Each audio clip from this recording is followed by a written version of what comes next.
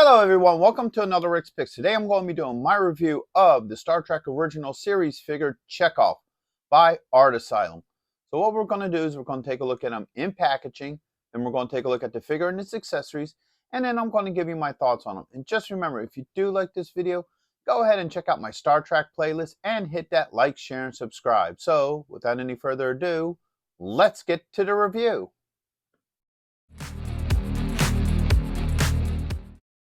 So here he is in packaging. I do like the packaging for him. So first off, you have this collage here of Kirk, McCoy, Spock, and the Enterprise. You have the Star Trek logo in the old school way, the original series style. You have the Federation logo that he's in, which I think is really nice, which is an open window, so you can see him, all his accessories, and you got his name under here. Okay, spin him around this way. Right? You have all his I'm sorry. This is a little bit about the original series. You have the first wave here, second wave, and extra accessories, and then you have your legal underneath. So with all that being said, let's open him up and see what he's about.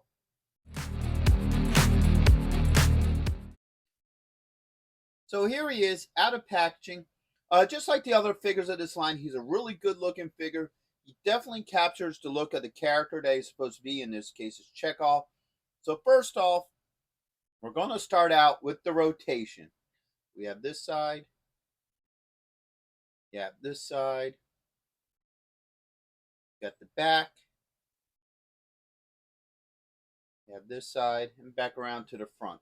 Now, also, like all the other figures of this line, he doesn't have holes in his feet for a stand, but he does stand pretty well on his own. So now let's start taking a good look at his finer details up close. So like all the other ones, the head sculpt's pretty good. You can obviously tell who he is. He has like a rubbery shirt that gives it that loose look, which is really nice. He has his emblem here on the chest. And he doesn't have any ranked insignias on his wrists. He also has the iconic black collar.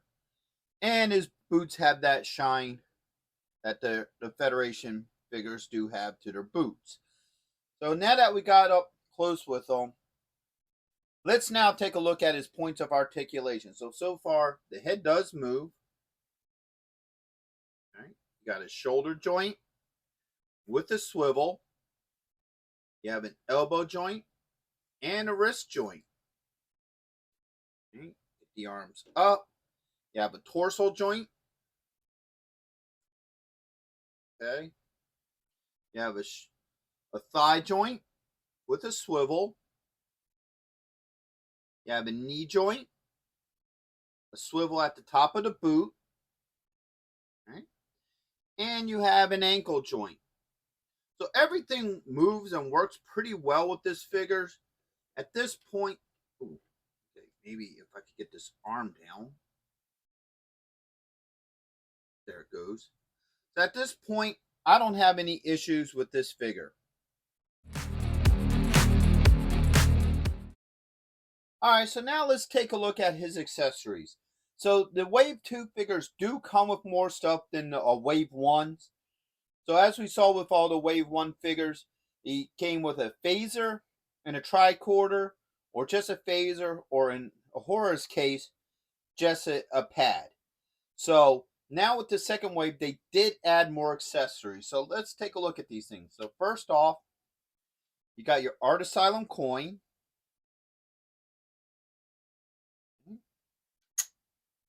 You got your tricorder.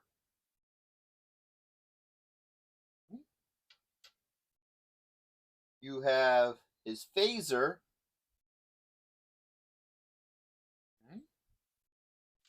And now you have an alternate hand. Alright, I believe this one's a little bit wider than the other one.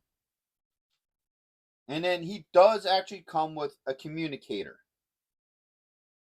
All right. So let's see how well this stuff works with him. So first off, you got the phaser hand. All right. That just pops. Oops. Right in there. No issues with the phaser. Now this hand's a little bit tricky. This is for the communicator. So you have to pop the communicator in there just the right way. You got to bend the fingers just a little bit. All right. I think this is the one for the communicator. No. Actually, I think this is the one for the tricorder. I think this one's the communicator one. No, that's definitely for the tricorder. So the communicator, like I said, you kind of have to work it into those fingers. There we go. So it does work with it. You can bring it up to his face. All right. So that does work. Pull that one off. Put this one on for your tricorder. All right. Tricorder fits in there nicely. No issues with that. And then, of course, it fits over his shoulder. Like that. So now he has a phaser. He has his tricorder on, and also he has a communicator. So everything seems to work pretty well with him. The communicator's a little tight in his hand, but other than that, everything seems to work well with him. Fit in his hands pretty good. The alternate hand seems to swap out just as well.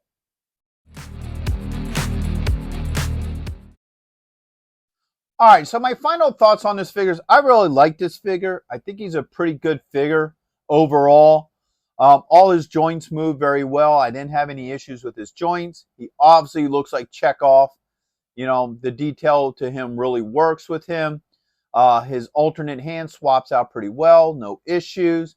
All his weapons and accessories swap out pretty well. The communicator's a little hard to get into the hand, but with a little bit of play, you could get it in there. And if you really want to, you could probably add heat to the hand to soften it up to get that communicator in there a little bit better. But overall, I do like this figure. I think he'd be a great addition to your Star Trek collectibles and memorabilia. So with that being said, I hope you guys did like this review. If you did, go ahead and check out my Star Trek playlist and hit that like, share, and subscribe. They're all small clicks for you, but it really helps this channel grow. So until the next one, late.